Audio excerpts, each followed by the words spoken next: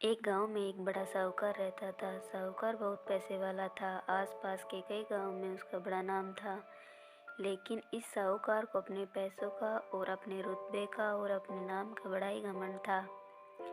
वह अपने नाम को बनाए रखने के लिए बहुत ज़्यादा सोचता था और बिना किसी की भावनाओं की कद्र किए वो सब करता था जो उसे लगता था कि करना चाहिए। साहूकार को कई सालों बाद एक संतान प्राप्ति हुई थी। साहूकार ने अपनी इस खुशी को मनाने के लिए अपने घर पर एक बहुत बड़ा कार्यक्रम रखा, जिसमें उसने आसपास के गांव के सभी श्रीमंत लोगों को और सिर्फ ऐसे रिश्तेदारों को जो पैसे वाले थे बुलाया था। पास के गांव में साहूकार की खुद की सगी बहन भी रहती थी। क्योंकि इन दिनों उसकी आर्थिक परिस्थिति खुद अच्छी नहीं थी, इसलिए उसने अपनी बहन को इस कार्यक्रम के लिए नहीं बुलाया।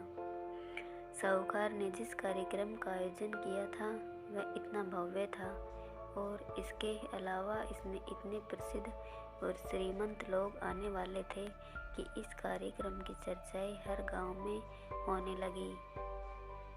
यह खबर उस साहूकार की बहन तक भी पहुंच गई। बहन को यह जानकर बहुत ज़्यादा खुशी हुई कि इतने सालों बाद उसके भाई को आखिर संतान सुख प्राप्त हो ही गया।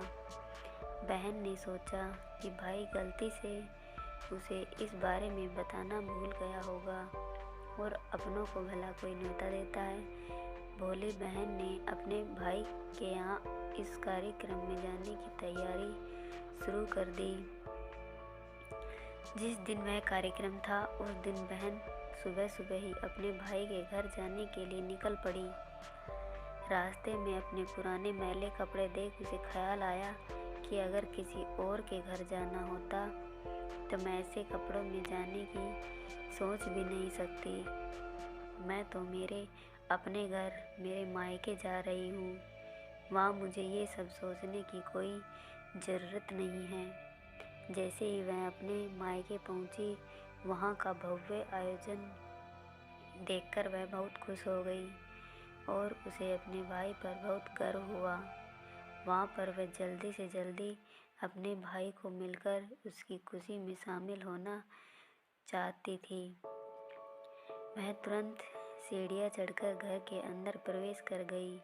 उसने देखा कि उसका भाई मेहमान के तौर पर आए सभी धनाढ्य और नामी लोगों का स्वागत करने में व्यस्त है। बहन जैसे ही अपने भाई की तरफ उससे मिलने के लिए बढ़ी, उसके भाई की नज़रें उस पर पड़ गई और अपनी बहन को ऐसे मैले पुराने कपड़े में देखकर भाई ने उससे मिलना तो दूर बल्कि तुरंत बहाना बनाकर वहाँ से निकल गया।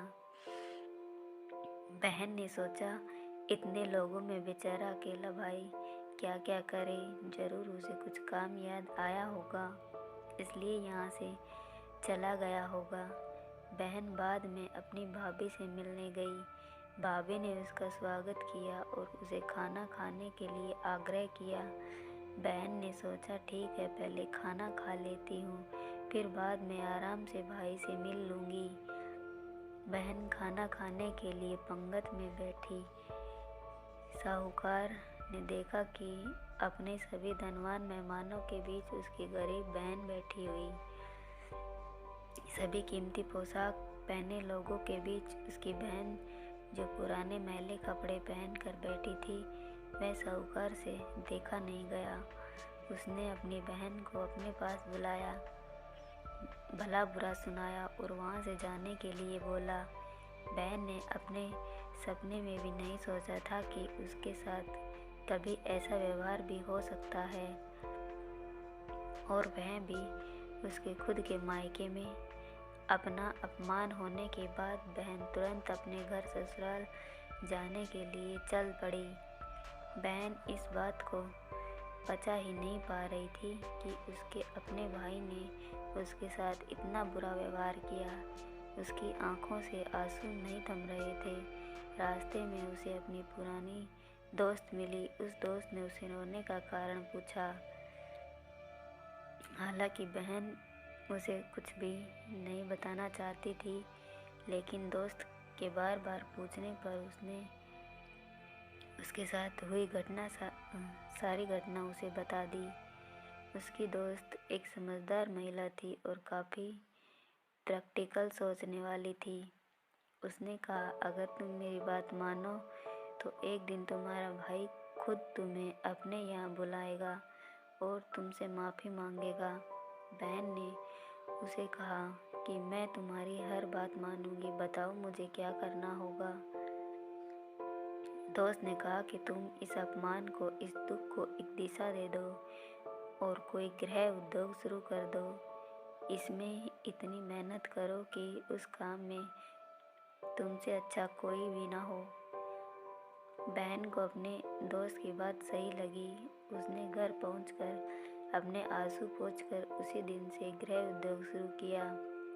उसने दिन रात मेहनत की, अपने साथ कई और गांव की महिलाओं को जोड़ा और देखते ही देखते उसका गृह उद्योग चल पड़ा।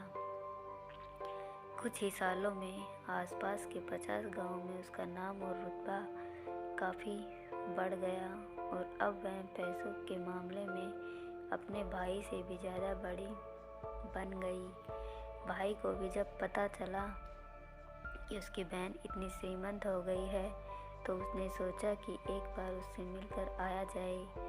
वह जब अपनी बहन को उसके घर मिलने पहुंचा तो बहन ने उसका किसी राजा महाराजा की तरह स्वागत किया, उसके पसंद का खाना खिलाया।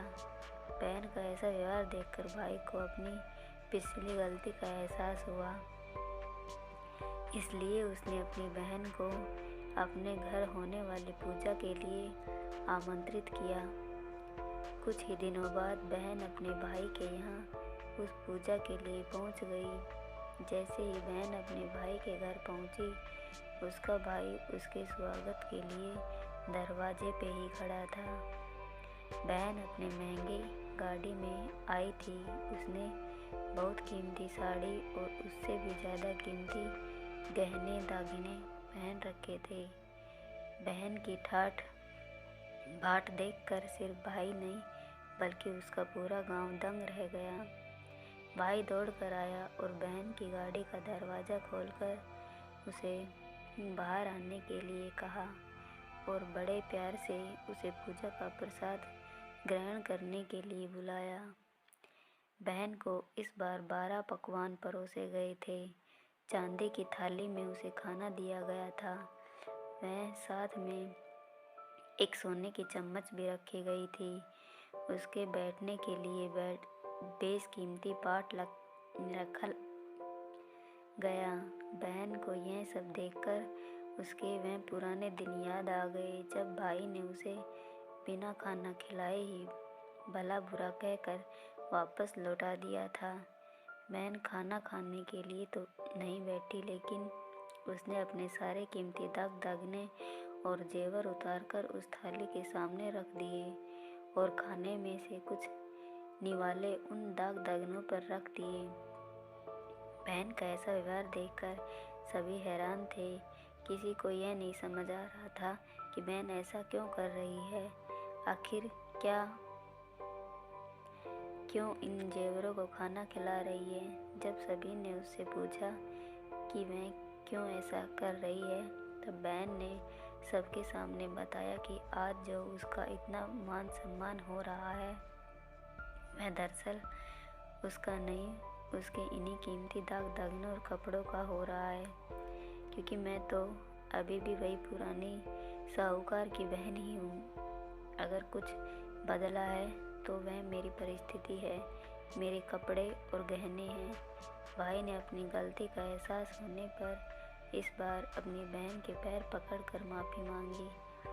बहन जो पहले भी अपने भाई से निस्वार्थ प्रेम करती थी, उसने अपने भाई को माफ़ कर दिया और उसे गले से लगा लिया। दोस्तों, पैसे सिर्फ हमारे जीवन को सरल बनाने के लिए, जबकि रिश्ते जीवन में मिले किसी वरदान की तरह हैं।